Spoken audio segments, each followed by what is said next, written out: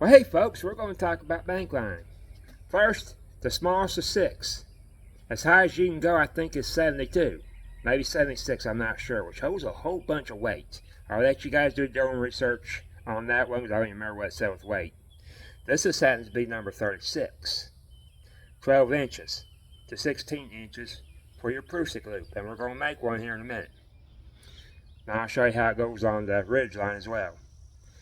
All it is this twine that's been tarred. It's used for fishing, outdoor activities, which fishing is an outdoor activity. But in my case, I may use it on a ridge line. It's also great for structure builds. And with structure builds, I think I would go larger than number 36. Do your research how many pounds. What holds what. I read it and I don't remember, so just do your own research with that one. So what we're going to do today, and there's 2 ways to tie it. You can either do it like this, which is easier, or you can make the necklace knot or the fisherman's knot, depending on who you're talking to. All we're going to do is this. I'm going to take it, as you can see how I'm doing this. We're going to take this side. I'm going to try to keep my fingers out of your guys' way as much as possible. And we're going to do overhand knot over this. Is all we're doing.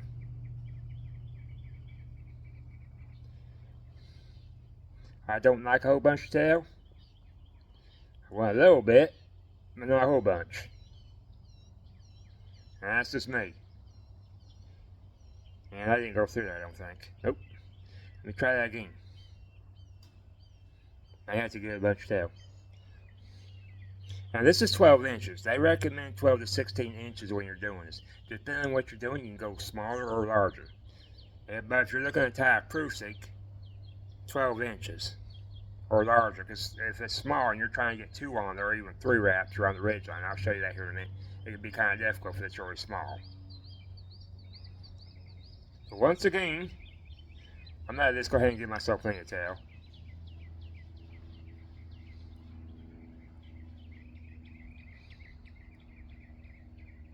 Try for the overhand knot again.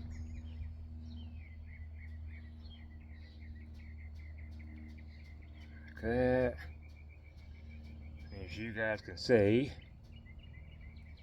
like that. Both my fingers aren't in the way. It's kind of difficult to show. I can grab that. It's coming undone here. There we go. A little bit of tail there. But you see how I did the overhand knot? We'll try to show it better on this one. Just flip it around so you get the same result. Like this. You already got the loop there. Going to take it. And we're going to do that. Now I've also heard the overhand knot called the pretzel knot. I've also heard of double fisherman's knot or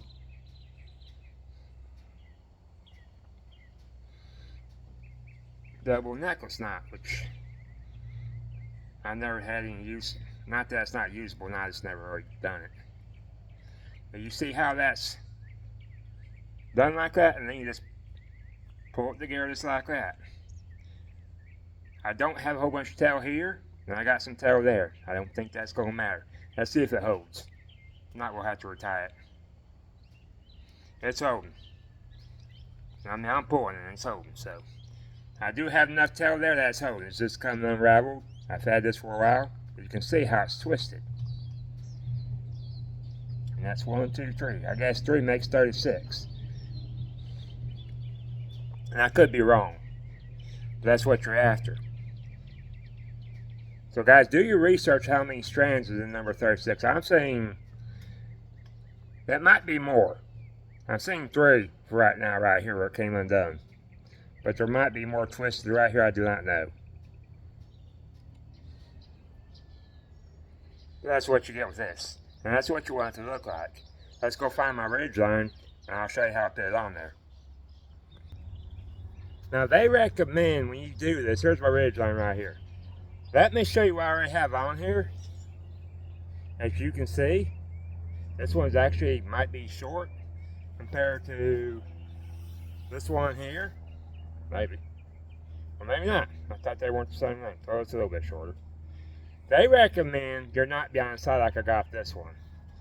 Sometimes you struggle and your knot just ends up down there anyways. I never had any issue with my knot really getting in the way. But when you do this, as you can see how I'm sliding around. But you can take it and make it even more secure. Just take it and just do that. And I can still do this though. But down here. And that's how we tighten our tarps up.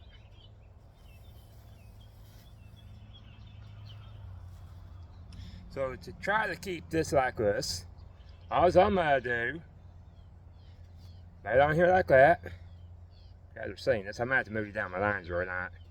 As tight as I like it. That works for a clothing line. There we go. All I'm going to do is bring it.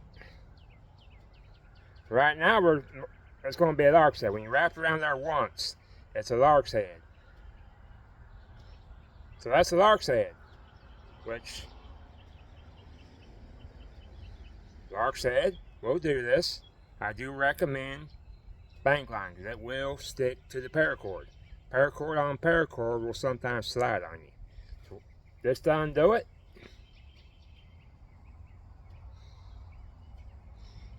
just like that. There's kind of a crossbar across this for you guys that have ever done this. You know what I'm talking about. So all I'm going to do, once again, take it.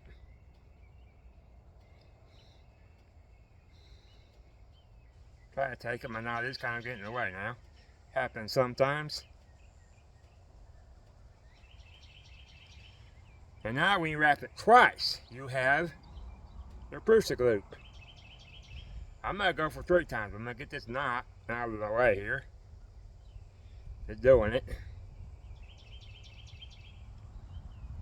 And also make sure these dress up. I used to not think that mattered, but you don't want these crossings. It will move.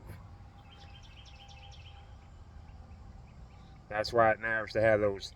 It's not about looks with that as much as, when I first heard it, I'm like, oh, they're worried about looks because they're on YouTube. Then I tied one and I had them crossed. I mean, it helped, but was still. So my knot's way up here. And it's kind of getting in the way. Try to keep it to the side. Those are still dressed up. I'll take that crossbar down, loosen it up. You want to keep it loose, but I'm just kind of showing you guys here. That knot is kind of interfering. It happens sometimes. Oh, there we go. Get it around there 3 times. 3 times is as much as I've ever seen done, and as much as I've ever done it. Get that knot underneath that crossbar. Try to, it may not matter, we'll find out. That is kind of loose, so hold on a minute. There we go. Everything is nice and neat across there now. It's not crossed over each other, as you can see. And that's how we tension a tarp or a rain poncho, wherever you're using. And there's several uses for a prusic. You just don't have to, and lark's head too. Lark's head wraps around there once. But you have lantern. You can stick it to that handle. Take yourself a toggle.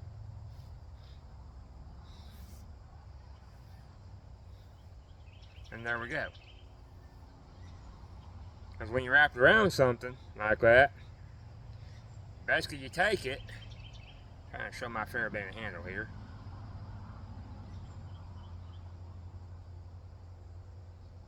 I'll get back with you guys. I got an idea. Alright. We have this. And you're wanting to put a lantern. We're going to pretend it's a lantern. I don't have a lantern. We're going to put this here. Like that.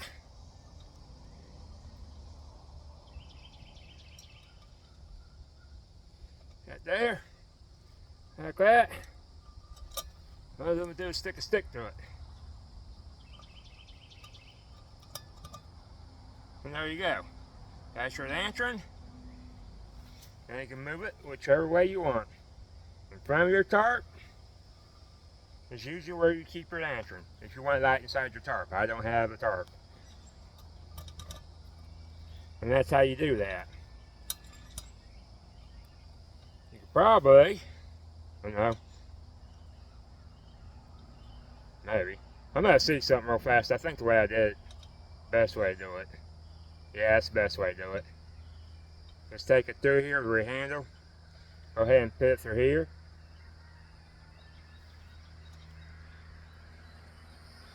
Get your stick through there. There. Tighten it up a little bit. I ain't going nowhere, as you can see. So yeah, there you go. You now have the lantern in front of you, or that's something else that prusic loops can be used for. They'd be used for a number of things inside the whole tarp. So guys, I will see you on the next one. I do appreciate y'all watching. You know what to do. You hit that thumbs up, subscribe, hit our notification bell. Go ahead and leave me a comment. I do appreciate the comments where I learn off of each other. Everything we can do is just share the video out. I will see you guys on the next one. I do appreciate y'all watching. Thank you.